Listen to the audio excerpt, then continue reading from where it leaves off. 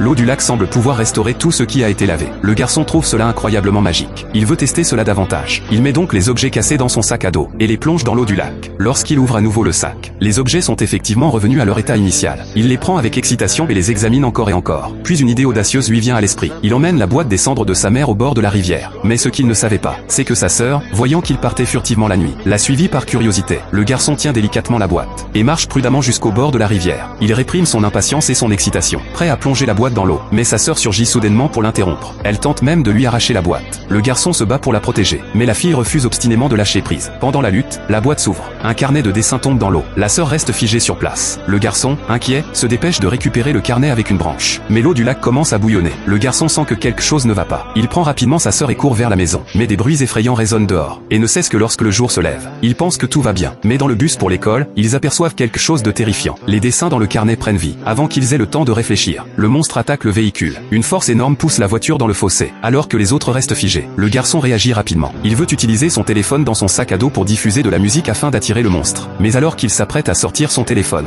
les tentacules du monstre s'étendent et pénètrent dans le véhicule. Dans un moment de crise, heureusement, un autre garçon active le son sur son téléphone, attirant ainsi le monstre. Les quelques personnes réussissent à s'échapper du véhicule. Mais en chemin, la sœur s'arrête soudainement. Le garçon est perplexe. La sœur dit qu'elle a dessiné d'autres monstres. À ce moment-là, la fille seule ne se rend pas compte que le monstre derrière elle s'approche lentement. Au moment où le monstre ouvre la bouche pour mordre, heureusement, le garçon arrive et la prend dans ses bras. Mais avant qu'il ne puisse souffler, un autre monstre apparaît et les attaque. Heureusement, la sœur se souvient que les monstres ont peur de l'eau. Alors, le garçon la plonge dans l'eau. Ils réussissent tous à s'échapper sains et saufs.